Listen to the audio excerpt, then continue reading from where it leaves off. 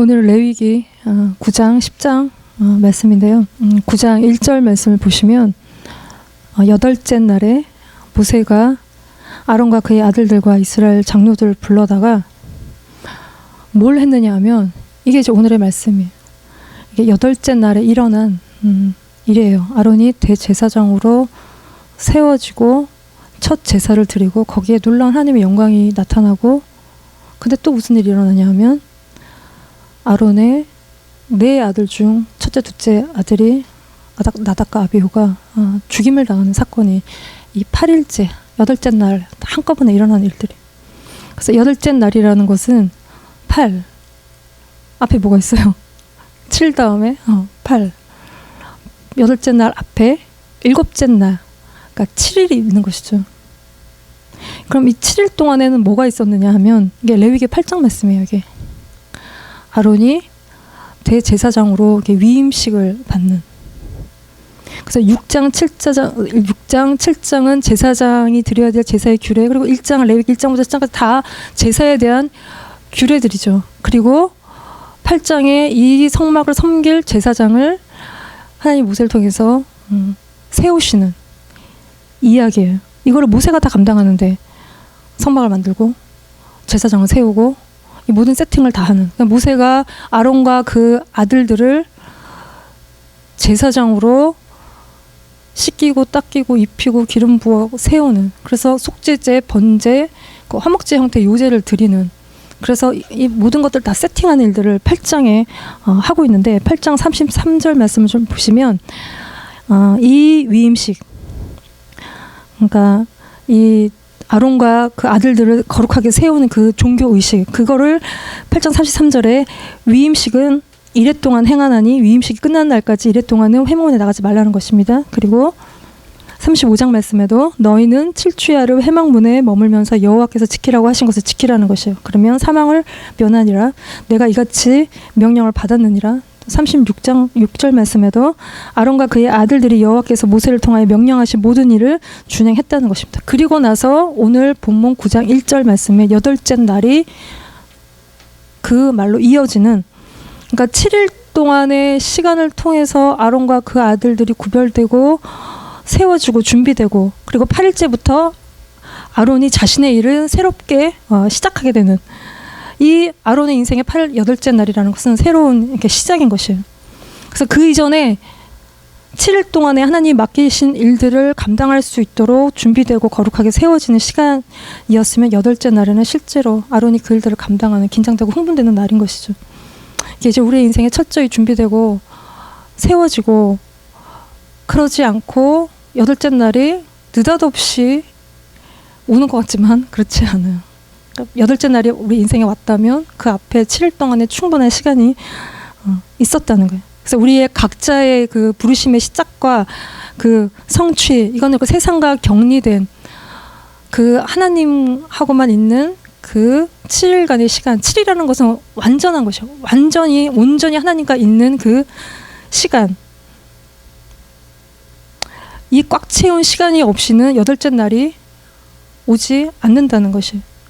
그러지 않고 시작된 그 일들은 중간에 실패하거나 우리가 상황과 환경에 굉장히 흔들리거나 자기 영광을 구하거나 하나님과 전혀 상관없는 일들을 하거나 어설픈 채로 세상에 나가면 세상에 이제 물들고 세상이 우리 안으로 들어오고 우리가 온전히 하나님이 원하시는 삶을 우리가 살 수가 없는, 그 자꾸 우리가 세상을 보게 되는 그런 관계 일들을 우리가 끊어내요. 마치 무인도에 두 사람만 있는 것처럼 하나님과 나만 있는 그 충분한 시간. 근데 이제 이 시간들이 답답할 수도 있고, 언제까지 나 이렇게 있어야 되는 거냐라고 생각할 수도 있고, 결과가 아무것도 없는 일인데 우리가 이렇게 땅을 계속 파고 있는 것 같은, 땅을 계속 파면 앞도 뒤도 안 보이고 지치고 힘들고 덥고 땀나고 이렇게 계속적인 것들을 반복할 때 우리가 머리도 아프고 힘든 것들을 우리가 경험은 어깨도 아프고 이제 그 속에 우리는 결과를 알 수가 없지만 하나님은 계획을 가지고 계신 그 7일의 시간이 하나님 보실 때는 온전한 우리의 인생의 시간인 것이라는 것이죠. 그래서 이 시간에는 회막 안에 회막문을 나가지 않는 회막 안에 머물르라는 하나님의 말씀에 이렇게 순종하여 있을 때 새로운 시작이 그걸 통해서 이렇게 이어지게 되는.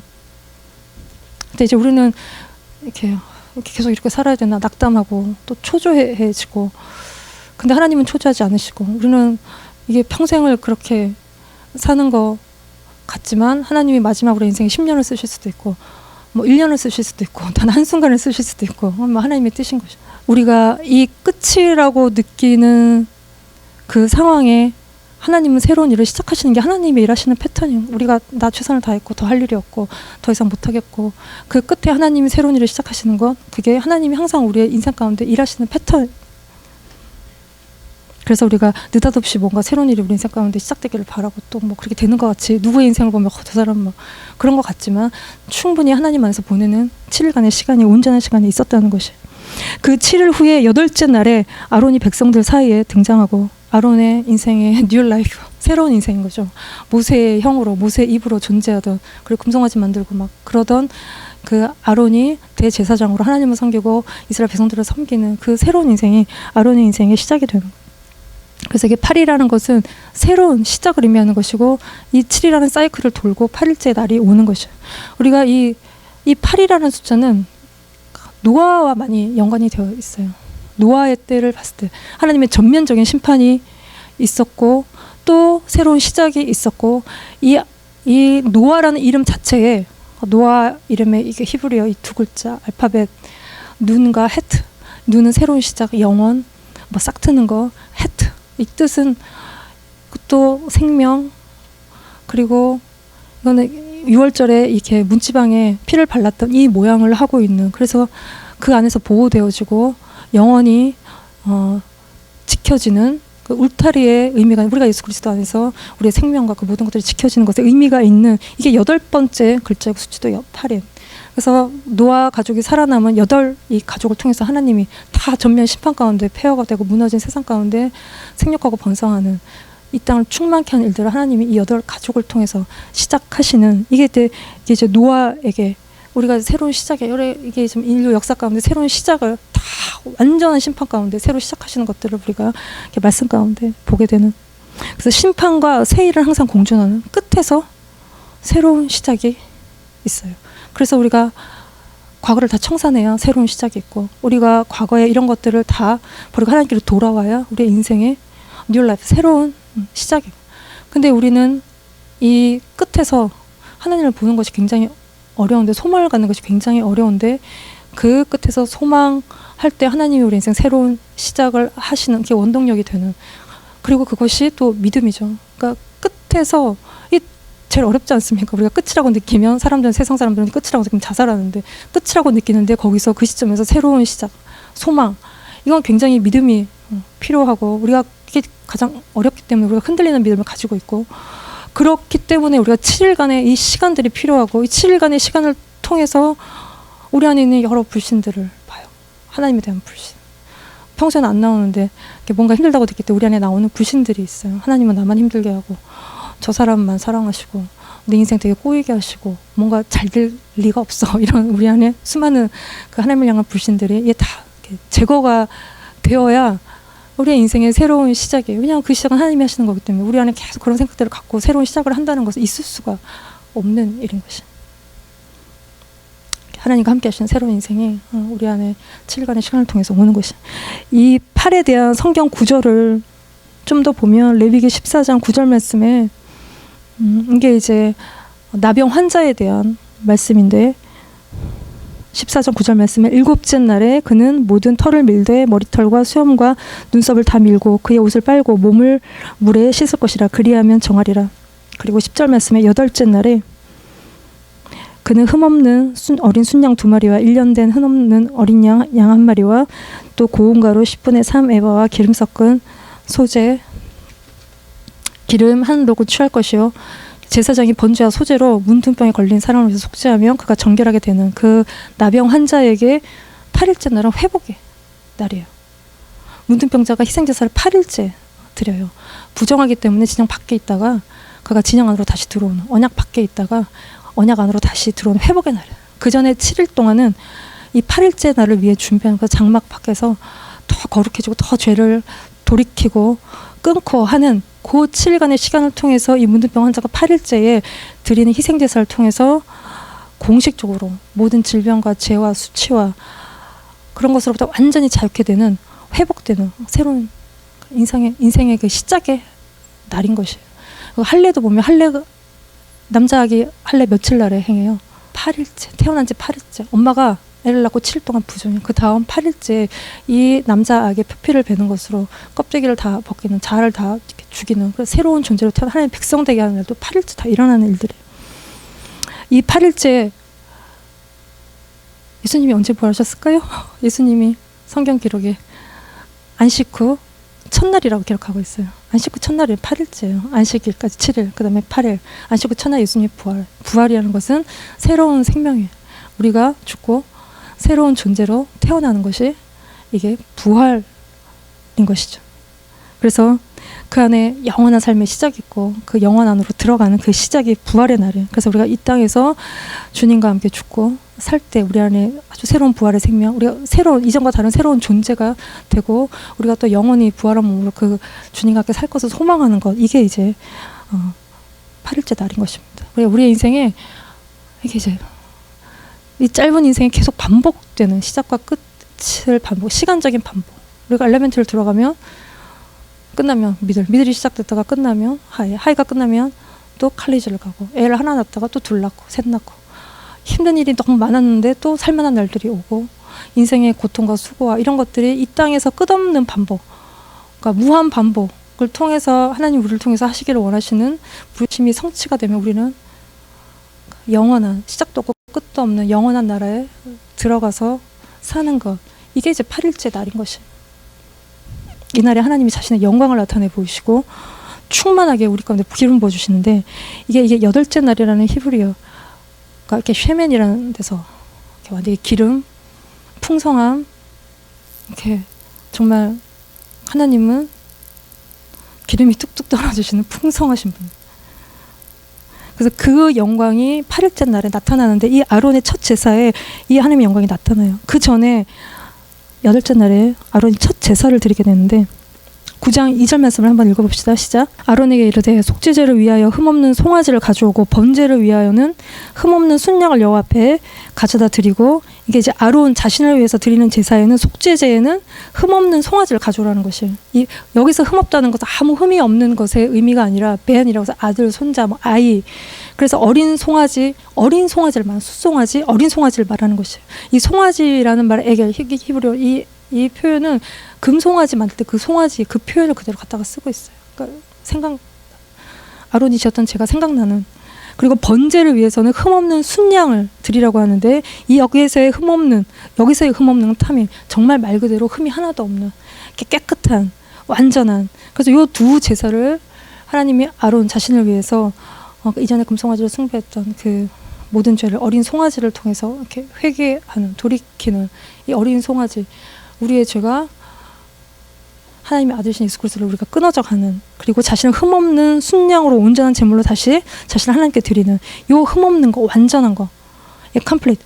그러니까 하나님이 아브라함에게 나는 전능한 하나님이라 너 내 앞에 완전하라고 하신 그 완전, 거룩은 이 완전한 거, 우리가 도달해야 될 그 지점, 이 깨끗, 아무 흠이 없는 이 완전한 상태, 이게 이제 거룩인 것이. 그 흠없는 제물로 아론이 자신을 하나님께 드리는 이 제사, 또 아들들이 드려야 될 제사인 것을 말씀하시는데, 이거는요, 이 아론이 드렸던 첫 제사는 백성들만을 위한 것이 아니고, 또 아론과 그 아들들만을 위한 것도 아니고, 이 모두를 위한. 그러니까 이 죄는 다 연결이 되어 있어요.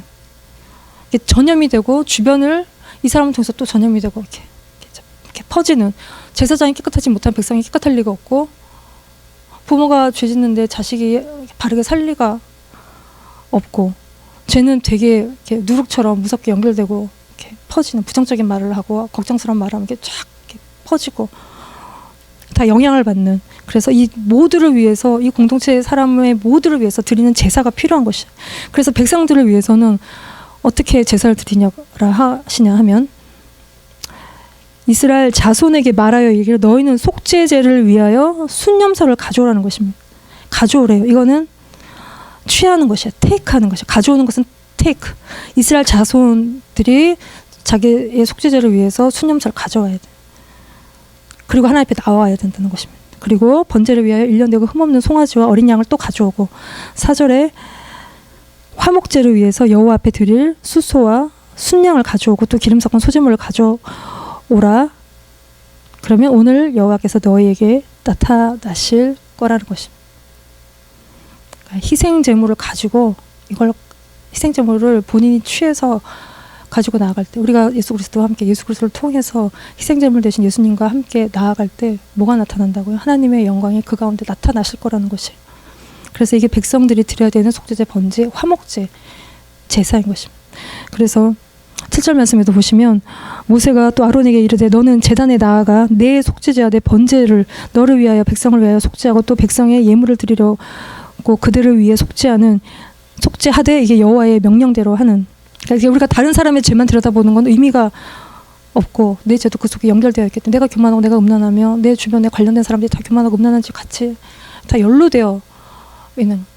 그러니까 예전에 공동체를 섬길 때 하나님이 뭔가 이렇게 말씀하신 것이 공동체의 깊은 죄에 대해서 되게 귀신의 역사가 되게 많은 어떤 부분들을 말씀하셨는데 난 그게 분명히 공동체의 죄라고 생각했는데 순간 누구를 말씀하시는 나를 말씀하시는 공동체를 말씀하시는 좀 순간 살짝 헷갈렸는데 공동체를 써서 기도하고 있었기 때문에 하나님이 공동체에 관련된 것이라고 말씀하셨고 근데 나도 예외가 아닌 그 죄악에 나도 깊이 연루되어 있고 우리가 함께 했기 때문에 더 이게 시너지 효과가 나는 죄에 이게 상승 효과가 나는 그래서 내 죄를 놓고 또 공동체의 죄를 놓고 금식하고 영적인 전쟁을 해야 되는 것에 대해서 하나님이 같이 말씀하시지 너 빼고 이것만 얘기하시지는 않는다는 것이고 항상 그 죄는 나도 빼도 박도 못하게 연루가 되어 있는 그러니까 하나님 뭔가 말씀하실 수 있고 보게 하실 수도 있고 듣게 하실 수도 있는데 그것에 대해서 나는 예외라고 생각할 때 우리가 좀 헷갈릴 수 있고 또 교만해질 수 있어요. 모두의 죄를 얘기하시는 것이 그럴 때 죄가 온전히 끊어져 나가요. 이것만 제거하고 이것만 좀 부분적인 것이에요. 부분적인 것이에요. 그러니까 전체를 다 하나님 앞에 나를 위해서 다른 사람을 위해서 기도할 때 이게 이제 죄가 끊어져 가는. 그러면 6절에 모세가 이르되 이는 여호와께서 너에게 하라고 명령하신 것이니 여호와의 영광이 너에게 나타날 것이라는 것이에요. 그래서 8일째 이 모든 제사를 다 드리고 나서 하나님의 영광이 나타나는데 9장 22절 말씀을 한번 읽어봅시다. 시작. 예, 아론이 백성을 향하여 손을 들어 축복함으로 속죄제, 번제와 화목제를 마치고 내려오니라. 그 다음에 또 읽어봅시다. 시작. 예, 모세와 아론이 회막에 들어갔다가 나와서 백성에게 축복하며 여호와의 영광이 온 백성에게 나타났다는 것입니다. 그리고 또 한 번 더 읽어봅시다. 시작. 예, 이때 불이 여호와 앞에서 나왔다. 어디서 나와서 여호와 앞에서 여호와 앞에 이게 판이 얼굴이란 뜻이에요. 여호와의 정면, 여호와의 면전에서 불이 나왔어요. 여호와의 불, 여호와의 영광. 번제물을 삼키고 불사르고 소멸시키는 이 불이 제단 위에 번제물과 기름을 사르고 온 백성이 이거를 보고 소리 지르는 이거는 기겁하거나 경악하거나 그게 아니라 기쁨의 환성이에요. 그리고 엎드렸다. 그 하나님의 영광 앞에 다들 순복했다는 것이에요. 이 하나님의 영광은 어디에 가요? 우리가 죄를 회개한 곳에 거룩한 곳에 하나님의 영광이 임하는 이 거룩이 하나님의 영광을 실어오는 이 거룩은 뭐예요? 하나님의 명령대로 하는 것이 이들이 하나님 명령대로 하라는 대로 다 했을 때 우리가 하나님 거룩하신 분이기 때문에 우리가 하나님 명령대로 한다는 것은 죄를 짓지 않는 것이죠. 하나님 명령대로 할 때 우리가 죄 짓겠어요? 딴 거 안 하고 하나님 명령을 따라 행하고 움직일 때 우리가 죄 짓지 않아요. 그게 우리의 삶의 거룩을 이루고 그 거룩이 이루어질 때 하나님의 영광이 그 삶 가운데 분명히 나타난다는 것이죠. 근데 이 영광 가운데 아론이 순종하고 이스라엘 백성도 순종하는 그 자리에 또 하나의 사건이 불미스러운 사건이 하나가 일어나는데 이게 이제 무슨 일이냐 하면 레위기 10장 1절 말씀을 같이 읽어봅시다. 시작. 예, 불이 여호와 앞에서 나와서 그들을 삼킴에 그들이 여호와 앞에서 죽었다는 것입니다. 근데 10장 1절 말씀 보시면 아론의 아들 나답과 아비후가 각기 자기 향로를 가져다가 여호와께서 명령하시지 않은 다른 불 이게 뭐 스트레인지 파이어 다른 불 다른 모르는 사람 타인 외국인 청년 이런 뜻을 갖고 있는 다른 불을 담아서 여호와 앞에 분향했고 그랬더니 불이 여호와 앞에서 나왔고 그들이 어디서 여호와 앞에서 죽었다는 것이에요. 다른 부부를 갖고 분향하다가 여호와 앞에서 죽는 끔찍한 일이 생겼는데, 이 나답과 아비후가 누구냐 하면 아론의 넷째 아들 중에, 4명의 아들 중에 첫째, 둘째 아들이에요. 이 나답과 아비후에 대한 기록을 보면 출애굽기 24장 9절 말씀에 보면 이 나답과 아비후가 나오는데, 모세와 아론과 나답과 아비후와 이스라엘 장로 70인이 그 올라가서 뒤에 보면 하나님을 뵙고 먹고 마시는 놀라운 영적인 경험을 셋째, 넷째 아들이 못한 그 경험을 이 첫째, 둘째 아들이 한 기록이 있어요. 하나님을 놀랍게 경험한 두 사람이에요. 근데 아버지 아론이 드리는 첫 제사에, 자기들도 드리는 첫 제사에 하나님이 명령하시지 않은 다른 불을 갖고 와서 드렸다는 것인데, 이 이 불에 대한 설명은 성경에서 하나님 명령하시지 않았다는 것이고 다른 불이었다는 이 두 가지로만 설명하고 있어요. 이게 어디서 났는지 알 수 없어요. 그러나 자기가 임의로 가져온, 하나님 명령하시지 않은 다른 불을 가져와서 드렸다는 것인데, 근데 하나님이 드리라고 명령하신 불은 뭐예요? 밖에는 번제단에서 그 불을 가져와서 붙이라고 했는데, 그 말씀을 따르지 않는, 하나님이 디테일하게 성막과 관련해서 드려야 될 제사들 굉장히 디테일하게 말씀하시는데 귀 기울이지 않는, 뭘 들었는지 모르는, 쉽게 듣고 쉽게 행동하는 것, 이건 하나님을 경외하지 않는, 하나님 말씀에 귀 기울이지 않는 근본적인 습관적으로 아무렇게나 하는 우리들의 태도, 결국은 불순종이죠. 듣지 않으면 들은 대로 하지 않는다는 것은 이게 불순종하는 근본적인 태도인 것이. 근데 이게 때와 상황을 잘못 만나면 이게 직결 심판이 온다는 것이. 이게 타이밍이 이제 좋지 않아요. 때와 상황을 잘 봐야 되는데 이게 타이밍이 안 좋아요. 이게 하나님의 영광이 광렬하게 나타나고 너무 빛이 밝으면 요만한 것도 다 보이는, 그러니까 이스라엘 백성 앞에 본보기가 되는 이들의 위치, 역할, 때, 너무 중요한 상황에 이들이 이렇게 행동할 때 즉각적인 심판이 오는데, 하나님은 뭐 사사건건 모든 걸 다 이렇게 일일이 쫓아다니면서 심판하시지는 않죠. 죄가 찰 때 하나님이 심판하시는데, 나답과 아비후의 요 사건, 이게 이제 중요한 상황인 것이고, 이게 이제 죄가 이스라엘 백성한테 퍼져나갈 수 있는 상황 속에 드러내시고 하나님이 즉각적으로 이제 심판하시는, 이게 이제 죄의 확산을 막으시는 하나님의 주권적인 행동인 것입니다. 이게 하나님 보실 때 나답과 아비후가 이게 이제 첫 제사를 드려 성막을 만들고 처음 드리는 아론의 첫 제사에 되게 공개적인 상황에 이제 짓는, 불순종하는, 말씀대로 행하지 않는, 그때는 하나님이 심판하시기 때문에 불이 나와서 먹어버리는, 그 자리에서 즉사하는, 이거는 뭐 이렇게 불이 붙어서 뭐 분신할 때처럼 막 타오르는 그런 형국이 아니라 벼락 맞듯이 불에 맞아서 그 자리에서 즉사하는, 그러니까 이제 옷 입은 채로 끌고 나가는, 그건 옷이 불타지 않은 그 자리에서 그대로 한 방에 하나님이 보내시는, 꿈틀거릴 틈도 없이 하나님이 즉각적인, 이 심판이 얼마나 즉각적인지를 말씀하시는, 이게 이제 우사 때도 언약궤를 나를 때 흔들리니까 잡죠. 그러니까 그 하나님이 그 자리에서 죽이시는, 그러니까 인간적인 방법들이 난무하는 곳에 하나님의 영광이 그곳에 머무르지 않는다는 것이. 이거는 하나님의 영광을 실어 나르는 자, 하나님께 가까이 가는 자들이 어떻게 하나님께 나아가야 되는지, 다른 불, 다른 영, 다른 복음으로는, 십자가가 아닌, 예수 그리스도가 아닌 다른 것으로는 나아갈 수가 없는, 이게 이제 자기의 방법을 쓸 때 자기 영광을 구하죠. 하나님의 방법을 할 때 우리가 하나님의 영광을 구해요. 하나님 영광 받기를 원하시지만 내가 나의 방법들을 쓸 때 우리는 내 영광을 구할 수밖에 없고, 그래서 우리가 아무리 옳은 소리를 하더라도 교만하게 판단하고 말을 할 때 이건 다른 영인 것이. 우리가 아무리 기도를 많이 하고 우리가 거칠게 상황 속에서 내 안에 있는 것으로 막 말할 때 이건 다른 영인 것이, 다른 영의 지배를 받고 있는 것이. 이게 궁극적인 이들의, 하나님의 백성을 미혹하는 이들의 모습에 대해서 하나님이 심판하신.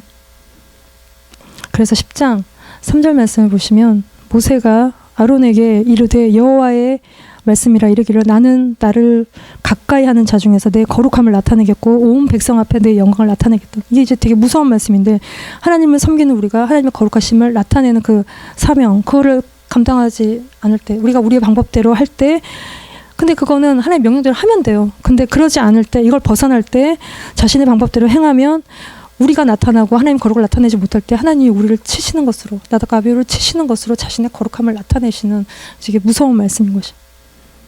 그래서 우리가 주님의 말씀을 듣고 그대로 따르고 있는지, 내가 거룩한 가운데 있는지, 내가 누구의 영광을 구하고 있는지, 이거를 돌아볼 때 우리가 그것을 하나님 앞에 심판받는 제목인 것이. 레위기 10장 8절 9절 말씀을 같이 한번 읽어봅시다. 시작. 예, 여호와께서 아론에게 말씀하여 이르시되 너와 내 자손들이 회막에 들어갈 때는 포도주나 독주를 마시지 말라. 그리하여 너희 죽을 면하라. 이는 너희 대대로 지킬 영원한 규례라. 이게 이제 죽은 다음에 하시는 말씀인데, 이게 왜 이런 말씀을 하시는가 때문에 유대 전승에 이 나답과 아비후가 술 먹고 들어가서 성막에서 섬기다가 죽었다는 이야기가 있는데, 근거는 없지만 아주 개연성이 있는. 그래서 제사랑 섬길 때 이게 뭐 이방 종교에서 이렇게 술 먹고 와서 제사를 섬기고 뭐 그런 그 방식대로 한 것이 아닐까, 뭐 개연성이 있는 얘기예요. 근데 제사장은 하나님 앞에서 거룩해야 된다는 거예요. 왜냐하면 제사장은 이 제사장의 역할입니다. 같이 읽어봅시다. 시작. 그리하여 너희가 거룩하고 속된 것을 분별하고 부정하고 정한 것을 분별하는, 이게 제사장의 아주 중요한 역할이에요. 그러니까 술 먹고 막 세상적인 막 거짓말하고 아무렇게나 하고 오면 우리가 이런 거룩하고 속된 것을 분별할 능력을 상실하는, 그리고 죄를 퍼뜨리는 위치에 있는 게 제사장의 위치이고 그렇게 되는 역할인 것입니다. 그러면 이게 이제 두 사람 나답과 아비후가 죽었는데 이게 이제 누구 탓이냐? 두 아들들이 죽었는데 이게 이제 누구 탓이냐는 거죠. 본인 탓이죠. 그 아들들의 죄죠. 명령대로 하지 않고 말씀에 순종하지 않는 그들의 죄악이에요. 그러나 이게 또 복잡한 얘기예요. 아버지 아론은 뭐 했냐는 거죠. 그때 하나님만 섬기고 자식들이 이렇게 죄 짓는 상황에 뭐 했냐는 거죠. 대제사장직을 물리고 옷을 벗고 내려와야 되는 게 아니냐. 가정을 못 다스리는 아론은. 저희 친정 어머니가 이렇게 어릴 때부터 자식들에게 항상 이렇게 자주 하셨던 그 얘기가, 나는 너네보다 하나님의 일이 우선이고 이게 중요하다고 항상 얘기를 자주 하셨어요. 너무 열심히 하나님을 섬기고 교회를 열심히 하시고 선교를 열심히 하시고, 그 얘기를 자식들한테 하셨는데, 이게 제가 이제 어릴 때는 다 이해가 100% 되지는 않았어요. 왜냐면 저는 오빠가 위에 둘이 있고 제가 딸인데, 막내 딸인데 양념 딸이죠. 다 3명의 아들이었으면 굉장히 집안이 우중충할 뻔했는데 다행히 어머니 인생에 맛을 내드리는 양념 치킨이 아니라 양념 딸인데 그러니까 명절 때마다 그 큰아버지 댁에 가서 명절을 함께 가족이 보냈는데, 큰아버지 댁이 좀 우중충해요. 아들만 셋이. 그래서 큰어머니는 내가 올 때마다 너무 이쁘다고, 딸이 있어서 얼마나 좋으냐고, 나도 딸이 하나 있었으면 좋겠다고, 그러면서 오늘은 피아노를 어디까지 배웠니? 한번 쳐보라고. 그러니까 이제 나는 그게 굉장히 별로 좋지 않았는데, 왜냐면 학원 다니기도 싫은데 명절날까지 와서 피아노를 쳐야 되니까 근데 그 큰어머니의 맛없는 인생에 내가 또 양념이라 맛을 내드려야 되기 때문에 또 쳤어요. 그러니까 이게 나는 어릴 때부터 자기를 부인했다는 거 아니겠어요? 하고 다니기 싫어 학원도 다니고 또 명절날 피아노 쳐드리고 다른 사람을 위해서 섬기는 삶을.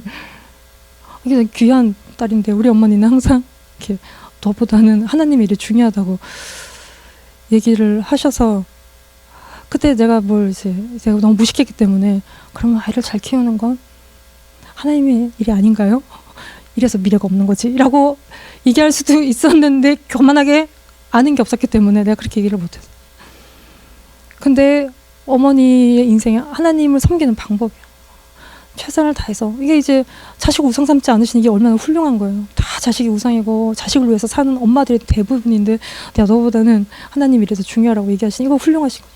할아버지 때를 봐도 그 크리스천들이 독립운동을 하시고, 이게 이제 하나님을 섬기는 방식입니다. 플러스 우리는 또 자식을 잘 세우는 거, 잘 키워서 다음 세대를 세우는 거, 이게 또 우리의 부르심이잖아요. 그런 거. 그러니까 자식을 잘 돌보는 게 하나님 뜻이든, 자식을 우상 삼지 않는 게 하나님 뜻이든, 이게 다 우리가 하나님의 부르심 가운데 우리가 하는 일들인데, 이게 이 나답과 아비후의 죽음을 보고 나를 잘 돌봐주지 않은 부모를 생각하고 억한 마음에 있으면 부모가 애를 저렇게 키웠네. 우리가 이렇게 얘기할 수 있고, 또 아무리 기도가 아무리 가르쳐도 꼼짝도 안 하는 자식들을 둔 부모들은 아이고 얘들 잘못했으니까 자기가 자기 벌을 받은 것이라고 얘기할 수 있는, 각자의 입장에서 각자 해석할 수 있는 이 상황에 이 아론은 그럼에도 불구하고 자유할 수가 없어요. 우리가 자식이 죄짓고 아무리 기도해도 돌아오지 않고 그럴 때 우리 마음에 되게 무거운 짐이고, 자식이 짓는 죄 앞에 마음이 홀가분할 부모가 아무도 없죠. 아론도 마찬가지. 아론이 3절 그 끝에 보면 잠잠해요. 이거에 대해서 왜 하나님이 이렇게 하셨냐고 따지거나 회개할 기회는 주셔야 되는 거 아니냐고, 이렇게 갑자기 죽이시는 게 어딨냐, 뭐 이렇게 따지지 않고 이 모든 상황을 아론은 잠잠히 받아들인. 그래서 이 일 후에 모세가 그 드렸던 제사의 제물을 취해서 먹으라고 한, 이게 이제 제사법이죠. 근데 아론이 그러지 않아요. 그걸 먹지 않고 다 진영 박사 태워버려요. 이것 때문에 모세가 아주 분노하는 일들이 10장 뒤에 기록이 되어 있는데, 왜 그랬냐면 아론이 그렇게 한 이유는 레위기 10장 19절 말씀을 같이 읽어봅시다. 시작. 예, 아론이 모세에게 이르되 오늘 그들이 그 속죄제와 번제를 여호와께 드렸어도 이런 일이 내게 임하였거늘 오늘 내가 속죄 제물을 먹었더라면 여호와께서 어찌 좋게 여기셨으리요. 아론이 자신의 제물을 취하지 않는, 거룩하지 않은 상태에서 지극히 거룩한 성물을 먹지 않는, 그 진영 밖에 태우는 것으로 완전히 정결케 하는, 이걸 모세가 좋게 여겼고 아론이 통회하는 것이죠. 이 두 아들의 시신 처리하는 방식을 보면 이게 이제 사촌인 미사엘과 엘사반이 이걸 다 끌어내고 처리를 하는데, 이게 두 동생들이, 셋째 넷째 동생들이 할 수도 있는데 이게 이제 선방에서 일어나는 기준이 좀 엄격한. 그러니까 대제사장인 아론은 이 죽은 거를 만지면 이렇게 부정해. 그러니까 죽은 자식 끌어안고 울 수도 없는, 그리고 사촌들이 두 사촌이 이것들 다 이렇게 깔끔하게 처리하는. 그리고 나서 하나님 뭐라고 명령하시냐면 10장 6절 말씀에 보시면 모세가 아론과 그의 아들 엘라앗살과 셋째 넷째 아들 이다말에게 이르되 너희는 머리를 풀거나 옷을 찢지 말라. 그리하여 너희가 죽음을 면하고 여호와의 진노가 온 회중에게 미침을 면하게 하라. 오직 너희 형제 이스라엘 온 족속은 여호와께 치신 불로 말미암아 슬퍼하라는 것입니다. 그리고는 7절에 회막문을 나가지 말라. 그리하면 죽음을 면하리라. 이게 인간적으로 이 상황에 대해 슬퍼하지 말라는 것이에요. 이 일은 분명히 인간적인 슬픔을 불러오게 되어 있어요. 누군가 죽으면 우리는 다 슬퍼요. 감정적이고 정신적인 충격에 이 상황은 모두가 다 빠지게 되는. 그러나 이건 하나님이 하신 일이라는 것이. 우리가 이 상황 속에서 감정의 거룩을 상실하면 안 된다는 거예요. 인간적으로 슬퍼하면 하나님을 원망하고 그럼 우리가 길을 잃게 되는, 그거를 하지 말라. 이거는 영적으로 분별하고 하나님이 치신 불, 하나님이 하신 일이기 때문에 우리가 하나님의 진노가 다시 우리에게 오지 않도록 우리가 삼가 자기를 돌아보는 것이 이 순간 슬픔에 빠지는 일보다 이게 먼저라는 것이. 죄는 항상 연결이 되어 있어. 일어날 일들은 릴레이처럼 죄는 이게 일어나면 저게 일어나고 도미노처럼 계속 쭉 일어나게. 이 나답과 아비후가 죄를 짓고 죽고 슬퍼하고 하나님을 원망하고 가정이 공동체가 전부 다 그 죄악에 빠질 수 있는 것들에 대해서 하나님이 끊어버리시는. 그래서 우리가 서로를 경계하고 우리가 우리의 자식들에게 너의 뜻을 존중하는 것보다 하나님의 뜻이 무엇인지를 가르치는 것. 이게 참 어려워요. 요즘 애들 너무 똑똑하기 때문에. 그리고 너의 생각은 뭐니? 자꾸 자기 생각을 이렇게 정리해서 얘기하고 주장하고 이런 교육을 받고 생각이 없으면 바본 줄 알고, 그래서 늘 그렇게 또 생각하고 또 생각이 많은 아이들로 키우고 주장하는 것들로 키우기 때문에 하나님의 뜻이라는 것도 되게 올드하고 시대착오적이고 뭔가 좀 안 맞는 것 같고, 이런 것들을 하나님의 뜻이라고 가르치는 게 쉽지 않은데 그거를 끝없이 가르쳐 그들이 나답과 아비후처럼 하나님 앞에서 명령하시지 않은 다른 불로 하나님 앞에 나오다가 죽지 않도록 우리가 자녀들을 가르치는 것, 하나님의 뜻 가운데 이들을 세우는 것. 그래서 하나님의 영광이 놀랍게 나타나는 이때에 죽는 것이 아니라 그 영광에 참여하는 우리가 되어야 될 줄 믿습니다. 예, 아멘.